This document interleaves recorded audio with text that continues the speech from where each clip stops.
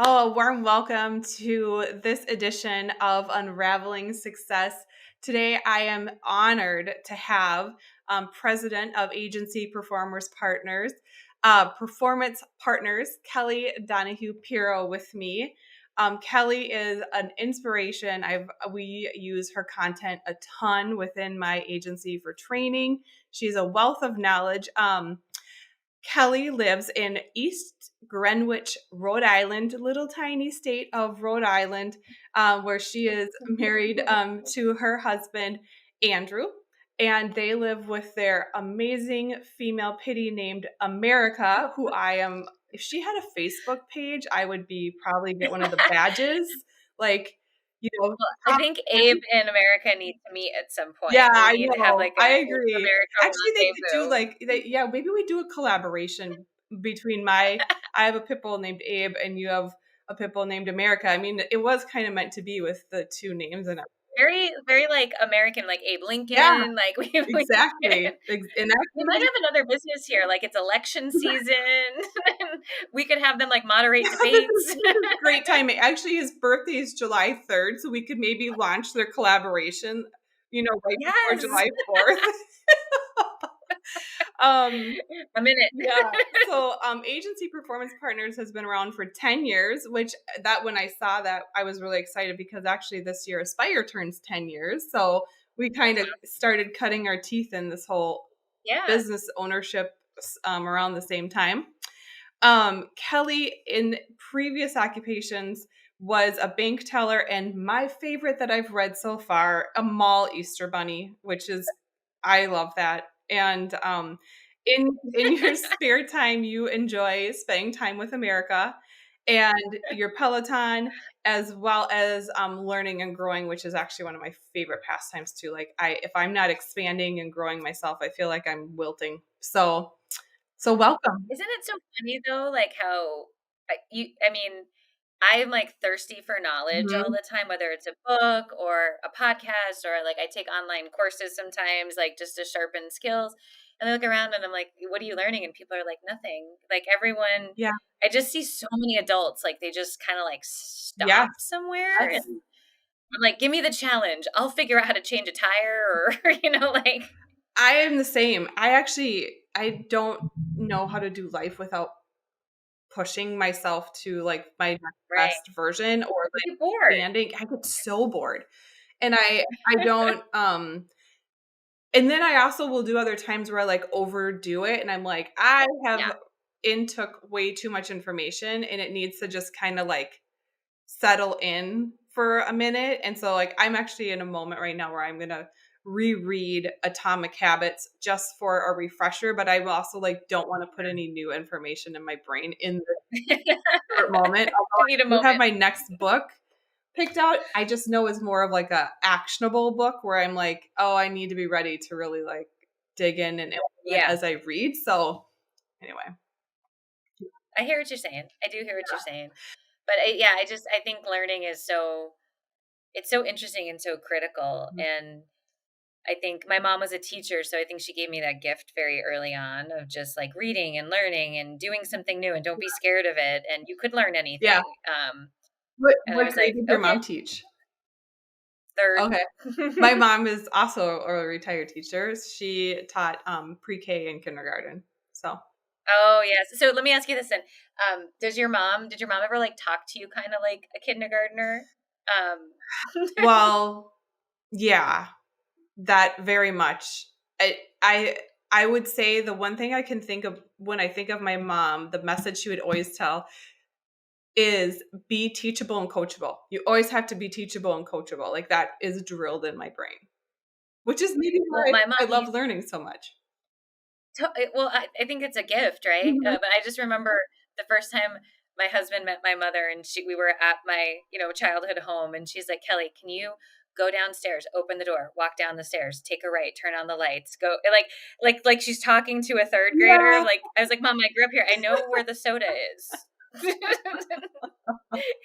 And she like my husband is always like, your mom talks to everybody like they're in third grade and they need like broken Yeah. down instructions. I could see it.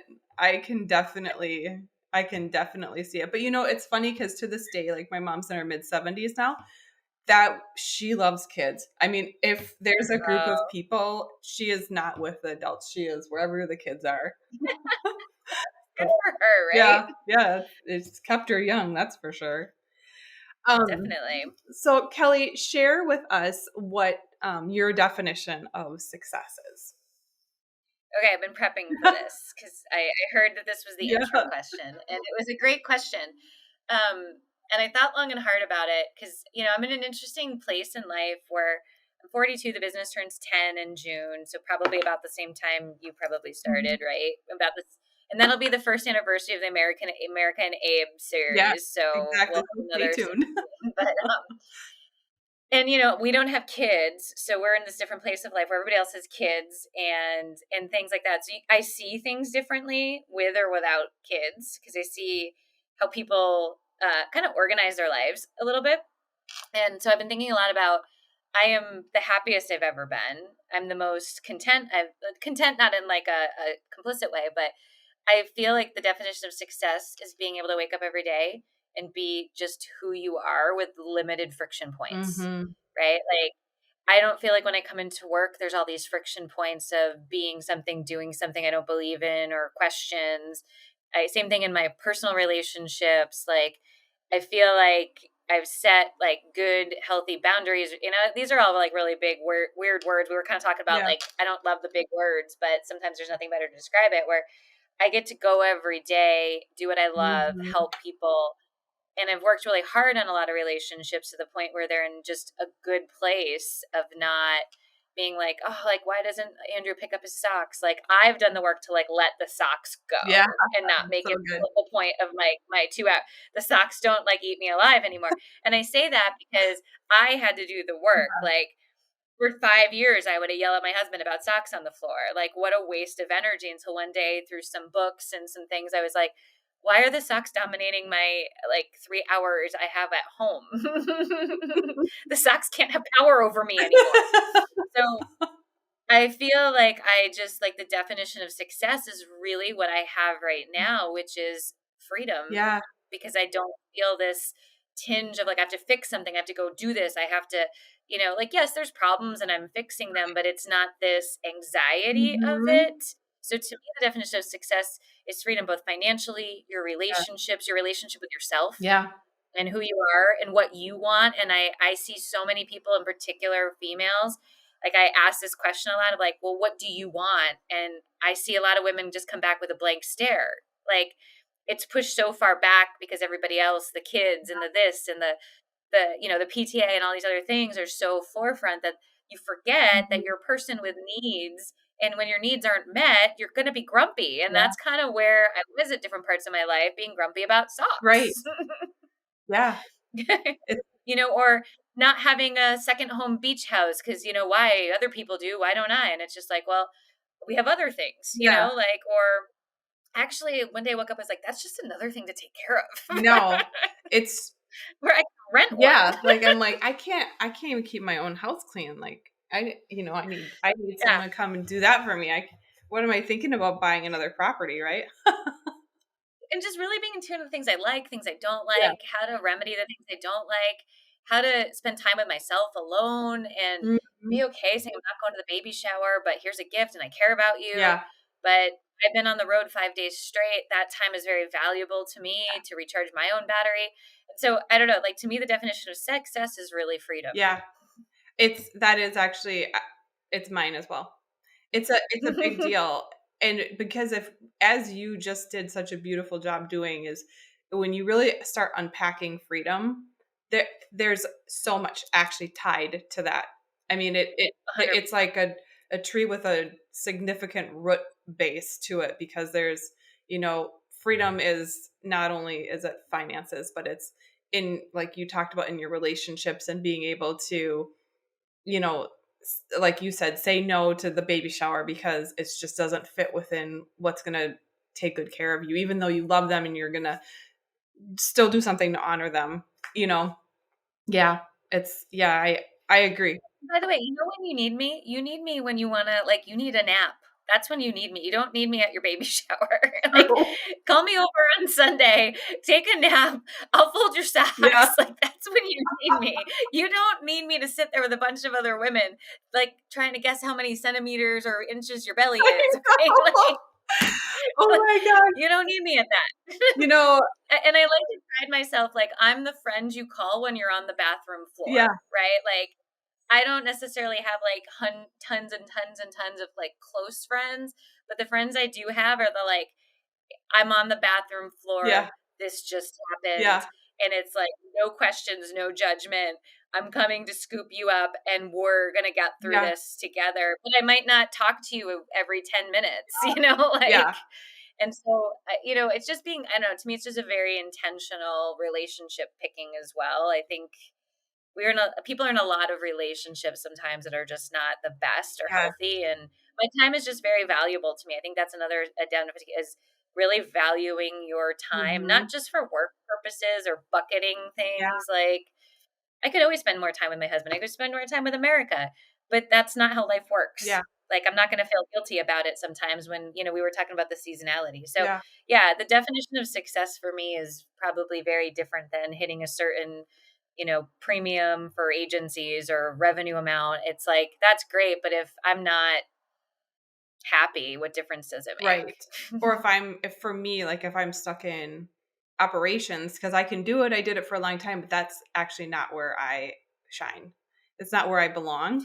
And if I would not consider myself successful if I was sitting in stuck, in operations in that mode, like even if we reached a premium volume amount or whatever the goal was, that I still wouldn't Battery. feel successful if I was the one that was being the technician, just because that's not where I should be plugged in to the agency. Hmm. So yeah, you hit on something that I think that has been a huge it's been a huge pivotal moment for me, I guess I could say, is this probably, I mean, I followed Darren Hardy for a really long time. Yeah. I want to say like over 10 years I've journaled to him every morning. So, one of the things he talks about, right? So if you follow Darren, you're the sum of the 5 people that you spend the most time with. Yeah. And so I've even with myself and also I talk to my kids about this, like, don't just Yeah. fall into friendships. Like, pick your people, be intentional with your friendships. And I, similar to you, do also keep my circle just small. And it's high quality relationships of people that it's not high maintenance friendships, Nope. but they're just, It's not having glasses of wine and complaining about yeah. life. No, I mean, they're people that I know I can rely on. They're people that are growth oriented. They're people that, No judgment. yeah, none. No. And I am able to, like, just not, if I need to fall apart for a second, like they're there, but they also wouldn't let me stay there either. No, and I also like to say it's like the person that comes over and it doesn't matter what your house looks Yeah, like. Or what I look like. I could be in mismatched sweatpants. You know, like exactly. it's just like it's like a I didn't have it. I have a brother, but like it's like a sister I Yeah. didn't have, you know, Yeah. like okay, great. Like they just pick up the mop and start mopping the floor. Like, okay, well let's just get through this. I always say it's a good litmus test. I have a family member that's really like OCD on cleanliness. And my at first I would feel like pressured, like make sure I go clean my house like is up to this person's standard. And then I thought to Yeah. myself, actually it's a great litmus test. Like it's a great way to weed people out that, I maybe shouldn't like I'm like, well, this is my house and so you're gonna Yeah, like the full we live experience. here. Yeah.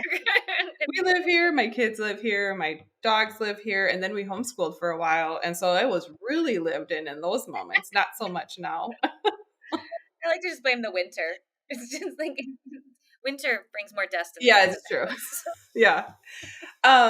Okay, so agency performance partners, I love. So you'll be 10 in June. We'll actually be 10 in July. So I'm right Oh, on your heels.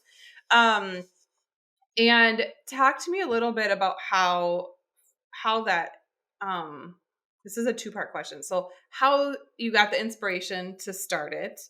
And then my second part of that question is um like the background that led you up to it, because one of the things that I've really noticed, so like for me, I had 10 years at State Farm, doing, CSR, writing insurance, doing, every seat within the agency in a State Farm office, other than being like an actual State Farm agent. I did. And so, I learned a lot about operations hands-on for 10 years. And the things that you talk about are just so relevant. Like, when I'm looking at training my team and elevating my team, like I just know to plug into you, because I know every word that's going to come out of your mouth is just relevant and congruent with my experiences and the message that I would send my team, which has been a huge blessing. But like, what led you up to starting Agency Performance Partners? And then how did you gain the skills to have the impact in your consulting like you've had? Oh my gosh, it's a loaded question. I know, sorry. There's like that statement, like, is it luck or work hard? And I kind of feel like in my life, I definitely like am a hard worker, and that sometimes I can be too balanced, and like, there's like, I may have a slight work addiction, but I also love it. So yeah, it's a little bit of that integration, harmony, you know what I mean? Like it's also, I don't know. It's hard to explain, I guess, but so it's like hard work, but then I was in some of the right places at the right time too. But I think that's the course of a lot of people. Like, because I was such a hard worker, I was getting the focus and the attention to take those next leaps, where if I wasn't a hard worker, it wouldn't just be like dumb luck. I happened to be on Main Street at 2:00, right? Like, so yeah, I was born to a salesman and a school teacher. So funny, I'm, a sales trainer, growth trainer for agencies. Wow, Like, that's so I guess that's amazing. some of it's like, I guess in my like literal DNA. Yeah. No, I mean, I started as a bank teller, and the cool thing about that was like I was in college and I just needed money for pizza and beer, and we just got incentivized to cross sell, like at the teller line. And I'm dating myself, but when I was 18, there was no such thing as a debit card. Okay, like for those of you out there listening, and you're like, "What did you do?" Well, we used cash and checks. Yeah. And I mean, it even still feels weird for me to say it. Like I was like people are gonna think we lived in the Oregon Trail days, right? Like, yeah. But so people came into the banks, and like I just started just asking, right? And so just similar to an insurance agency, everybody else on the teller line didn't like me because the bank manager did, because I showed people you could put up the numbers that they were asking for, and I was like 18, right? So great news, I had no friends at work, like zero. And anyway, they saw something in me, kind of worked their way up and worked through the bank, and then got recruited to buy a technology company that was just starting in the early days of before InsurTech was a word again, like, these big words. But, and so we could build websites, and you could get leads, and we could keyword stuff on the back of a website because it was legal back before Google Police came out. And what we found with insurance more than anything was that a lead could come into an agency at the time. Now you got to remember, this is 18 years ago. Okay. So this is not irrelevant to today's standards, but people would call in and be like, yeah, I did a Google search, and be like, you're an internet lead. You must be terrible. But now today that's a normal, natural way. And there was a big difference between like your purchased internet leads and like someone in your community just needing insurance, happen to get on the internet and stumble across it. So, the company started getting a bad rep, like the leads are terrible. So they sent me out to agencies to train them. Like, what is your renewal process? And then it cracked open all these other things, like, oh, there is no renewal process. Oh, you aren't cross-selling. Like, all these agencies were just transacting all day. And so we started that early phase of combination of technology and training. And that company got, we needed private equity to take it to the next level. And honestly, Beth, we were so like startup culture, like hardcore, work a million hours, like just, if you can think of like Boiler Room on steroids, like that's really where it was. We got the private equity money, and everything just changed. So my heart was so in it. The culture around me changed. There was a C-level suite, and I didn't have an MBA. And, the payroll at the C-level suite to destroy a company was amazing. Like, I mean, everybody up there was making $250,000 with shares, and all they would do is fight because they couldn't figure out, no one did the grassroots stuff. So eventually I just said, hey guys, it's just, my heart's not here anymore. You guys want to go here. And I think this is an important lesson for people if they're here. Like, you have to sometimes reconcile with yourself. Mm-hmm. Like, you're no longer in a place that's for you. Yeah. And it didn't happen overnight, right? Like, there's a lot of sleepless nights. There was a lot of just that, like, Mm-hmm. this feels like so many friction points. I'm fighting all the time. Yeah. And I just learned that about myself. When I have to fight all the time, something's got to change. Mm-hmm. And generally it's me. So I don't own this place. Like, they're going to do what they want to do. I had to change. And I went to my husband. We were newly married. And I was like, how do you feel about me quitting my 6-figure job with full health insurance? And he's not like a risk taker. So this was like several, and finally he was like, I just know you well enough to know that I'm not going to be comfortable with this, but somebody here at this table needs to be a little uncomfortable to have some checks and balances. Uh-huh. So, I left, and again, like, luck versus hard work, they were going to be sold to Zywave. Zywave had no interest in the consulting contracts. So they paid me out on those consulting contracts to take them over. Oh, nice. So it was the start that I didn't know was going to be a gift to actually start. Yeah. And so, so that's kind of how it got started. I hope I answered both questions. Yeah, beautifully so. And it's, there's a couple things. One, I just had to laugh really hard because I know one of the conversations that you and I have had is we like change and we're really both engaged in our growth and just expanding ourselves. Yeah. But I also think like with that type of personality and like someone that's that intrinsically driven, you have to have a counterbalance, right? So my husband is also my brakes, and so it was a similar moment when I wanted to, launch Aspire 2, starting from scratch. You're like, what? Yeah. How do you feel? Like, what if we just did this? It'd be okay. Yeah. So it's really, it's an interesting conversation when you're the one that's like wanting to take the leap, but then you have the counterbalance of someone who's doesn't have so much of a risk. Hardest sales job you'll ever have. Yeah.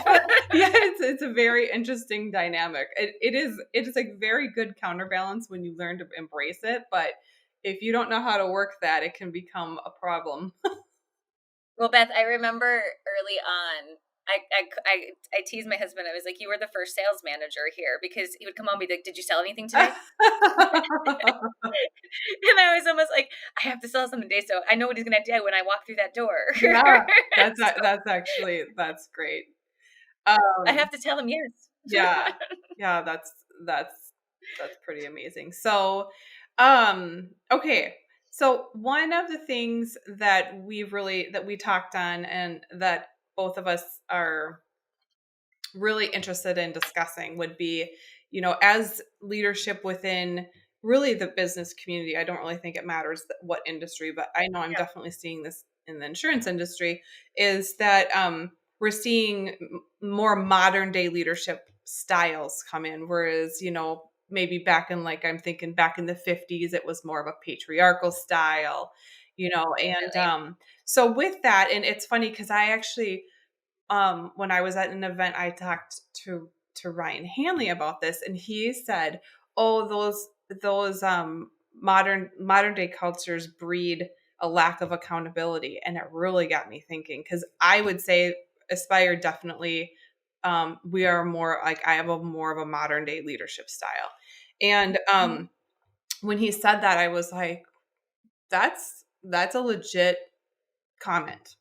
And it caused me to go back into my organization and be like, what am I doing within my organization to make sure that there are accountability measures? So I know, for me, my team they're a very kind team. They're very low conflict. And so my accountability measures need to look a little bit different than if I had real straightforward, real direct, people. And so I've been able to, we have accountability measures that really, we just use a lot of social pressure. I mean, I do it to myself too. So it's not like I'm doing that to my team and not myself. But that help each other to be accountable, because we're so team driven.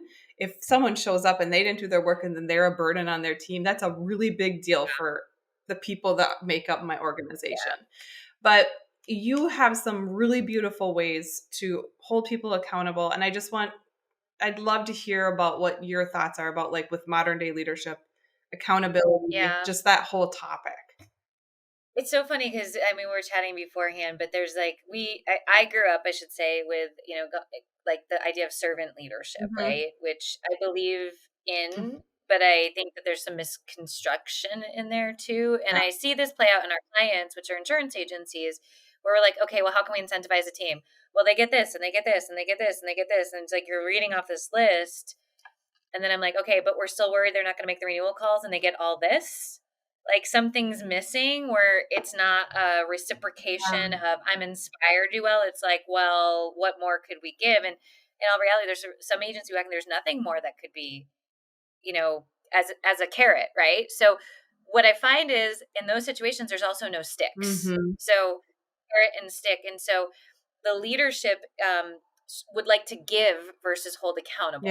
And I think accountability is very difficult. I think COVID changed things a lot because we were so on high alert to take care of our tribes and our people. Like, are you okay today? Was like a conversation. Like, are you okay as a person? Like, you're in this weird social experiment, with like you're homeschooling kids and trying to work, and going to the grocery store feels weird, and we're all just sitting there. And so we became different during COVID, not right, wrong, or indifferent, but different. We saw people's houses. Like, we saw their socks on their floor. We saw their socks and we saw their good days and their bad days. And, like, we were all trying to be there for each other, and it broke down some boundaries. But then it also is like, how do we re-enter into a performance-based scenario? So when I think about servant leadership, like what we've coined the term is performance-based work-life integration. And I feel like corporate bingo, right? Like blah, blah, blah, blah, blah. If anybody can think of a better word, message me. It'll be there in a minute. But I don't love work-life balance. And what we found, Beth, was that we have different members of our team in different places in their lives, right? So we have some people that their big goal is to get their spouse to not be employed. And so they want to go make as much money as they can for their family's stability. So I'm not going to limit that. If they want to sacrifice some time, and this can be the vehicle for them to achieve what their family has decided collectively as a unit is the most important thing for them, I want this to be a place. I have some people that, hey, listen, when they stop a Friday at 4 or 5, like, they're not checking their email. And I'm cool with that as long as we're all hitting our minimum standards, right? So we probably take a goal of, I'm not a feelings person. Feelings are emotions move, right? So I like to say, like, I could be so happy talking to Beth right now and then go home and be like so mad at something. So to me, we have to go back and look at, like, if the numbers are making sense, all is well in the world. I'm not going to scribble and bibble and cry about this didn't happen. We might bring it up and talk about it and learn how to improve, but we're not going to go crazy. And I really do feel like, from a leadership perspective, the big question I like to ask everybody is, like, what do you want? And, it's sad because some people come to us and they don't have this answer. Right. And I think you've worked on it so hard. Like, I am super clear on what I want. And I'm also super clear of what I really, really want, like somewhere down the pike, like a private plane. There you go. You definitely use a private plane. I could. And, like, the economics of it kind of, like, I didn't grow up like that, right? Like, like, I don't think I got into an airplane until I was, like, in high school. So, like, we weren't a family. But, and I'm also super clear what I want this year and in 5 years. And, and then when you look at people, and, like, this is when they stop learning and they stop growing. And when they come into our environment, it's just such a different positive experience. It, like, we have to take a whole person. That's the hard part about work. We take a whole person today. That wasn't the case 20 years ago. We took the work person. But now we're on social media and we're very connected in different ways, personally and professionally, that we're taking the whole person. And if the whole person had a fight with their husband this morning, that whole person's coming into your office. Yeah. You're absolutely correct. But if the whole person's kids are in the basketball finals, why can't we sponsor pizza? Or why can't we all show up on a team Zoom meeting with their colors on and say, go get them, mom. You guys are going to crush the basketball game today, Absolutely. you know? Yep. And, you know, we've had people with health scares and stuff like that.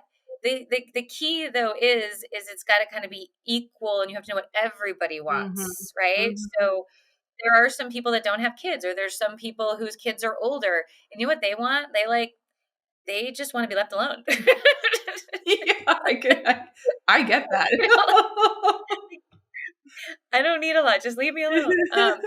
And then there's some people who, you know, are having, they need someone that's going to shoot it to them straight. I had a great text message from an employee a couple of weeks ago. She's having a personal matter.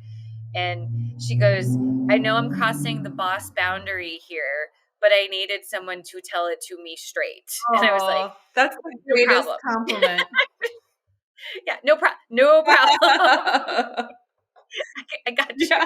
Well, all the other people around her were stakeholders in the problem, Yeah. right? So when everybody around you is a stakeholder in the problem, they're politicking you. They're not, Mm-hmm. you know, they're so. I don't know. I think the leadership game, and what I would say is, in particular in the industry we're in, there's some agencies that have a lack of leadership where like, the person leading is just an agent. They're not really leading the team. Oh my gosh, I see that. Yeah. Yeah, we have some people that are, you know, servant leadership with no accountability, which is, you know, then they stress about anything that they have to change because the team is spoiled to some degree. Yeah, for sure. So you can be a leader, but I like to take the approach of, like, I was in dance at an early age, and the dance instructor he made girls cry, right? Like, but we weren't performing. So at the end of the day, he made me better. And I've always tried to take that approach of, I care about you, I love you, but we have to talk about some things sometimes that are uncomfortable. Yeah. And I always wanted there to be a space where, yes, it's still uncomfortable, but it's the least uncomfortable it could be. Yeah. Yeah. Does that make sense? Yeah. Right? Like, not like we do it often enough where it's just, you have spinach in your teeth, and I want to tell you about that. Yeah. But you're the thought, and I think more business owners need to look at it this way. Like, it does need to be reciprocal. And I think a lot of times you get into this headspace of, what can I give? What can I give? What more benefit can I bring? What, which is it's good hearted, you want that in someone who is leading you, but also just the fact that there does need to be a set of expectations. There does. One of the things we've talked about within Aspire is that, and part of this conversation comes up just with the low conflict dynamics of the team. So we've had to do a lot of encouraging of accountability. So we've had to say, like, when you hold someone accountable to standards, it's actually an act of showing that you care about them, because you are not 100%. willing to let them perform at any other level than what they're capable of. You're not going to let them underperform. And that you're willing to, be the person that says something. And I actually think that shows that people care more. There's a great quote that someone has told me. It's the opposite of love is not hate. It's actually indifference. Yes. And I was like, oh, wow, that, like, if you really do care, then you have that. It's like the Brene Brown, right? Vulnerability. You get in the arena, you do the hard thing. Mm-hmm. But if you all, like, know that you care about each other, at the end of the day, like, maybe people have a reaction, but tomorrow they come back and be like, I actually needed that. Yes. Right. And that happens, that can happen a lot in places. I also think that, like, being a leader is so hard because everybody's teams and personalities are very different. Like you said, very, like, clearly, like, you have a low conflict team. Mm-hmm. And I wanted to say something about what you had said, like, growing a business from me to now, 14 people, Mm-hmm. like, things were easier to say yes to 6 years ago, 5 years ago. Like, we were smaller. It was like, oh yeah, if you want to start at 9:30, no problem. Yeah. But when you're 14 people and everybody has their requests and their demands, what I had to learn was, like, if I do this, I'm hurting other people too. So, and some people have been with me for a long time. They struggle a little bit with this because it was like, well, before we were X and now we're Y, and we have to live in today. Yep. And because you want this, and then the next person comes to me and wants this. If I just keep it's not fair for me to say yes to you without giving everybody else here one of their thoughts. Yeah. It's absolutely true. Yeah. And so, you want to be caring. And by the way, in the moment, you probably could say yes to this one thing, but I've been doing this long enough where there's like a ripple Yes, somewhere down there the line, absolutely is. right? Like today is not a problem. Or you're trying to have a team meeting and like, okay, it's Tuesday and Betty's here. And like, you look like nobody, like, hold on. How do we get everybody back together Yeah. and on the same page? Mm-hmm. Yes. Yes. Yeah. That's so in your tenure, which I was kind of laughing. I'm like, because you will be 10 and tenure, and I was like, pun intended. Um, what has been your favorite failure or the low point that you feel like you learned the most from? So I'm actually going to go more of a personal side of this. So before I started the company, and I think that this is somewhat common, so I hope it resonates with people. Like, I really didn't know anything about money. Mhm. And I say this because, like, I was 17 taking out, $120,000 for 4-year student loans, and like nobody thought to be like, you maybe should think about Yeah, that. yeah. um, it was like you're going to go invest in your education, and then got into a crazy 100% down mortgage, and just like all the things, and then like the economy collapses, and people got laid off, and I was one of them at one of the companies I worked for, and my husband got laid off. He's my boyfriend at the time, and so I just always remember. And by the way, I want to be very clear. I think that there's a difference between being poor and broke. Okay, Mhm. like we were broke, we weren't poor. Oh, we had a roof over our head, Right. but we had to modify significantly our lifestyle. We lived off of credit cards. We did the Dave Ramsey slap in the face, like you're an idiot. Mhm. Learned about money by not having access to a good. And Yeah. my family was not in a position to be able to like, hey, we'll pay the mortgage while you're struggling. Like we did all sorts of stuff to Mhm. make extra money. Um, so that was a big gift of knowing I know how to be broke. I know how to have money. I know how to build myself back up again. Mhm. And so now going back to that freedom thing, I always know that if the worst happens, like say I lose everything tomorrow, I can do it Yeah. again. And I mean, it didn't get to the point of like foreclosures and stuff like that, but it was severe. And I was just thinking this morning about, wow, whatever, 15 years later, I can be grateful for it. But in the moment, it was like, where's the coupons? Can we go and, Yeah. Yeah. okay, like we need this rice to last Yeah. 5 days, Yeah. like, because we were just so intent of the bills that we had racked up by being careless 20 something year olds not knowing about money and student loan debt that learning that I learned that I paid off $120,000 in student loan debt by the time I was 28. Yeah. And so it always goes back to that of like that confidence, but also I didn't know anything about money. Mhm. Mhm. And I made every mistake with money you could in my 20s, which is, by the way, the best time to do it because you have a long runway to Yeah. rebuild it. It's yes. Yeah, I can really relate to that. That was Adam and I went through Dave Ramsey, and it would have been 2004. I think it was we went through it Mhm. a long time. So I we Eye-opening, right? huh? Like, The it was an eye-opening Yeah, experience, and right? saving up the $1,000 for your emergency fund, and then the debt snowball, and yeah, all of it. And then the achievement of, like, "We paid off a bill," versus, "Let's go out to the bar," like, Yeah, you for know? sure. It's true, and I remember at that time too, like, we were so, broke, like you were talking about. Mhm. I remember there was this one moment, for some reason I remember it well, and I literally picked up a $3 shirt off of the Walmart rack, and Adam made me go put it back. $3. Not joking. It's forever, like, seared in my mind, but it was just that, and it was that, season of life, and you're right, when you flash it forward now and you're in a position where there is the financial freedom, right? And you just look back and you're like, "Man," but I do tell you that is I can echo your Yeah. statement that it is so confidence building, because I will tell you, I can stretch a dollar, and I'm Yep, super if I need to, right? resourceful. Like, I can always go back Yeah, there. yeah. I'm Like like, it's not, that skill is not lost. Like, it's once it's there. Like, if you got it, do it. It is just there. And it also just taught me, like, okay, once I got into it, like, we started because we were in a bad situation.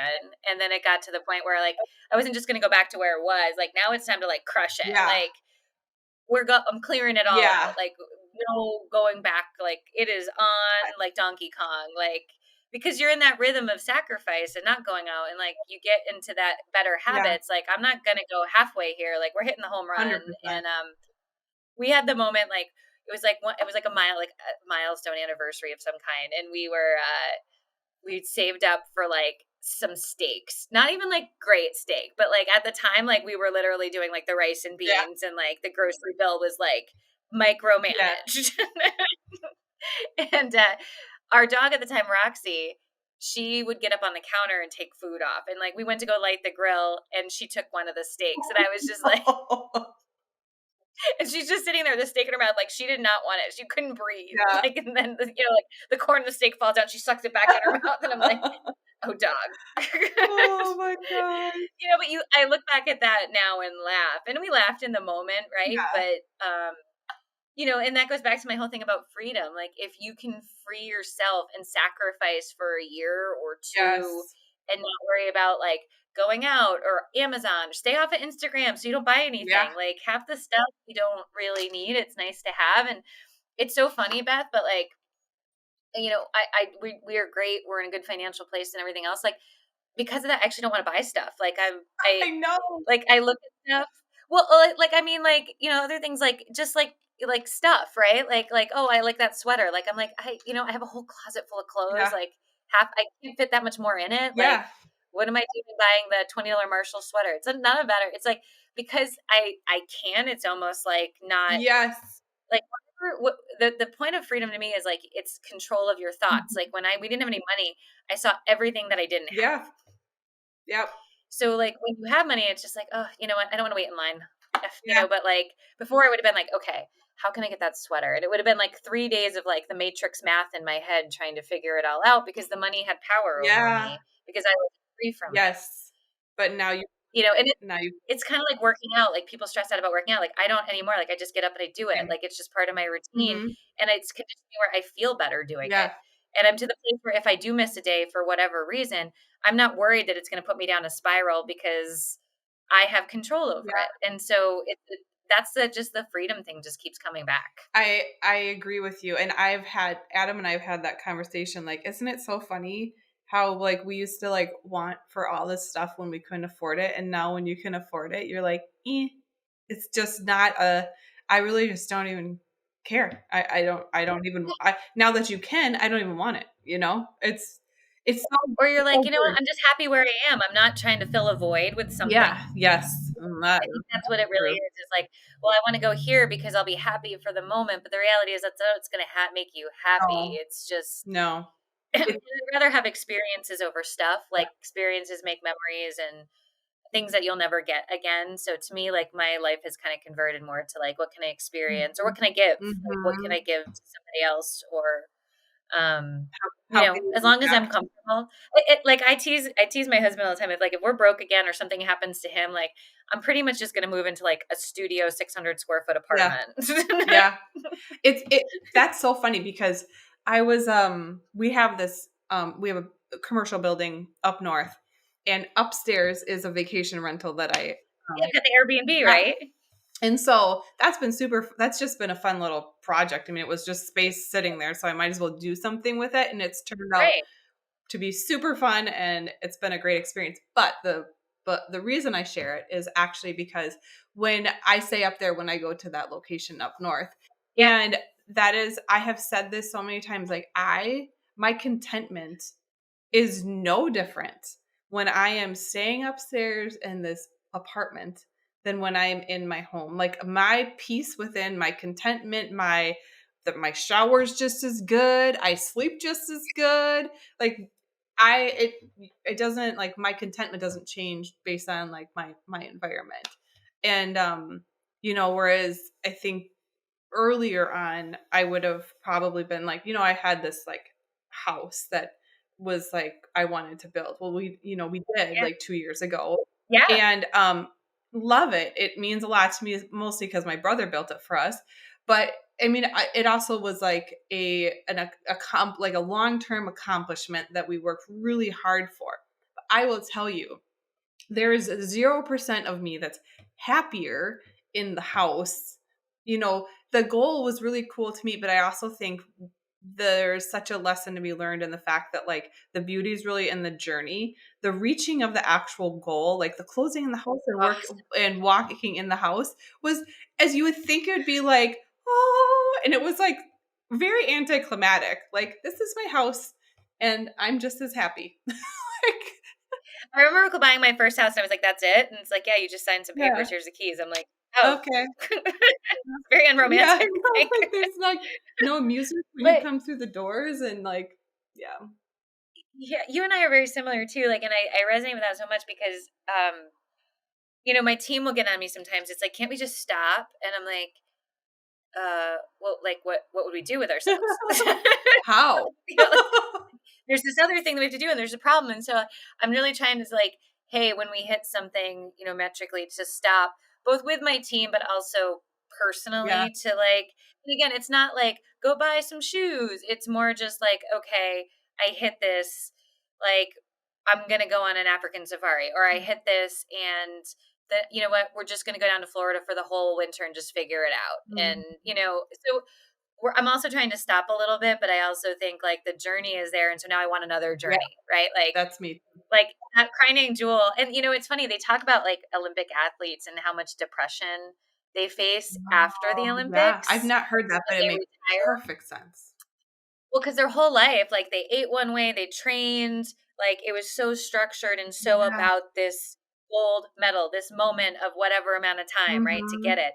And then you get it, and like kind of like your whole life just sort of like dissolves Mhm. because you have the gold medal, you're retired. So what's your identity Yeah. now? Because every fiber of your being, from what you ate to what you slept to what your psychology was on winning. Yeah, And now there's nothing to right. win. That's So yeah.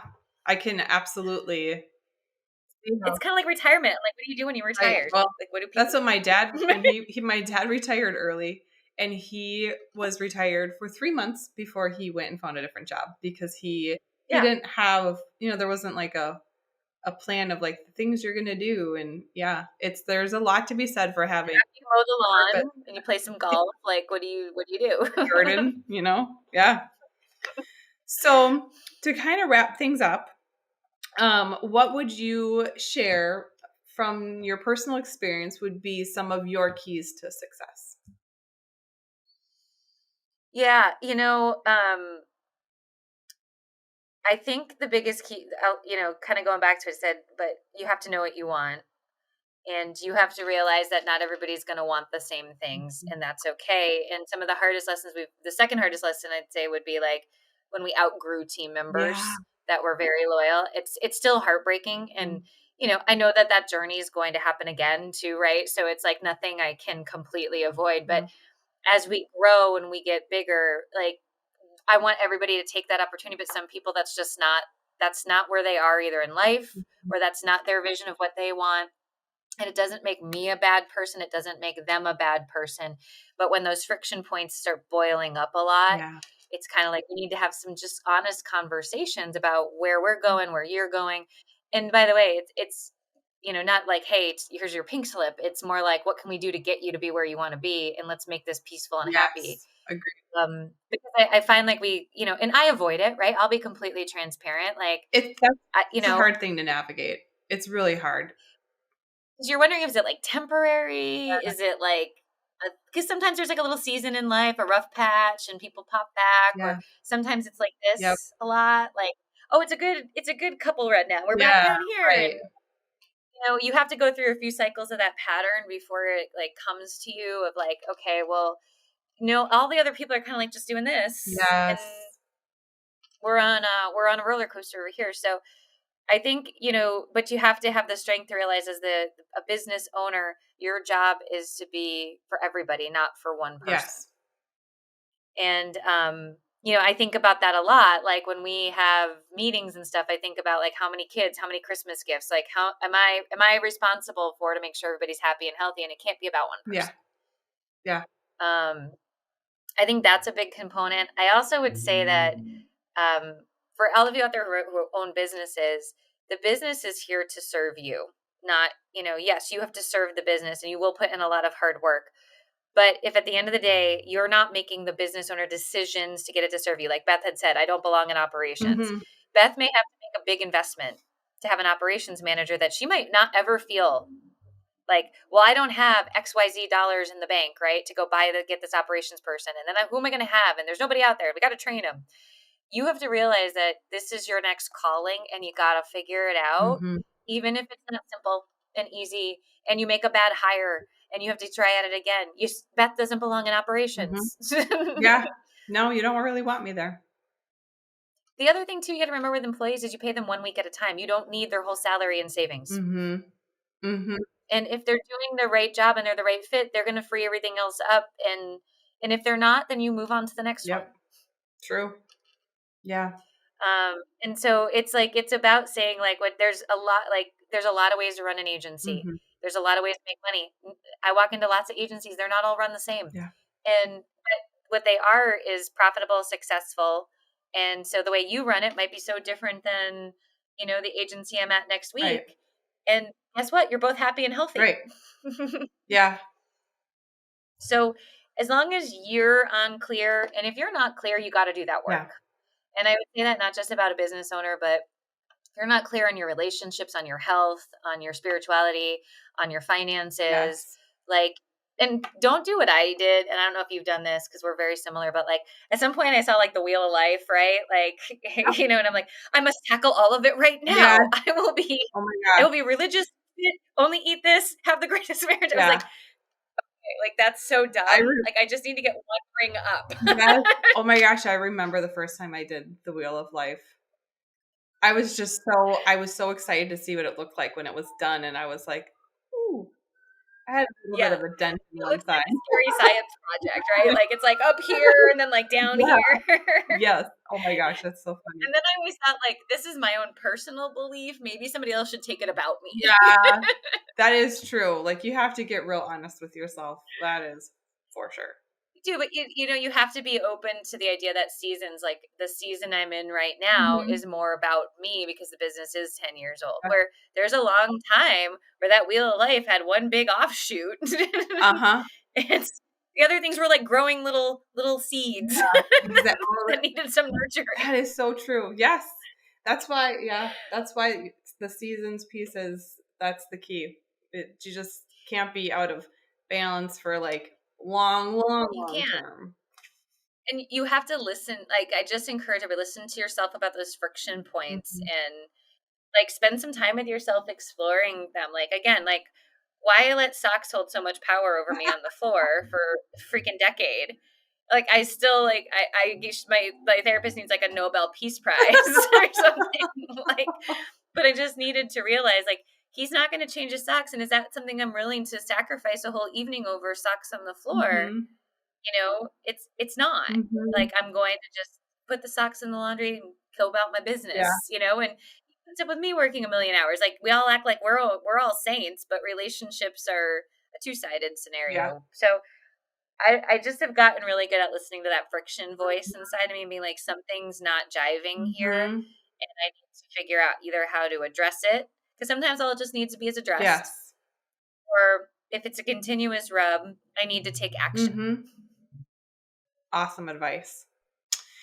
Well, Kelly, thank you. I just love connecting with you. I feel like I could talk all day long. So for more information on Kelly, check our show notes. We will have all of her contact information, especially if you are an insurance agency owner. This is one gal you want to have at your disposal. So thank you, Kelly, for spending time with me today. Yeah. Can I just share one quick thing?